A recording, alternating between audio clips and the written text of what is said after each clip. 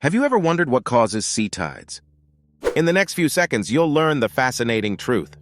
Tides are the result of the gravitational pull from the moon and the sun. They cause Earth's water to bulge towards these celestial bodies. This creates high tides in the areas closest and farthest from them. There are 2 high tides and 2 low tides every day. The sun's influence creates spring and neap tides. Spring tides are higher during the new and full moon phases. Neap tides are milder during the first and third quarters of the moon. The rotation of Earth affects the timing of tides. Factors like coastlines and ocean depth influence tidal formations. Tides impact marine life, navigation, and coastal ecosystems. Like what you see? Subscribe for more fascinating facts.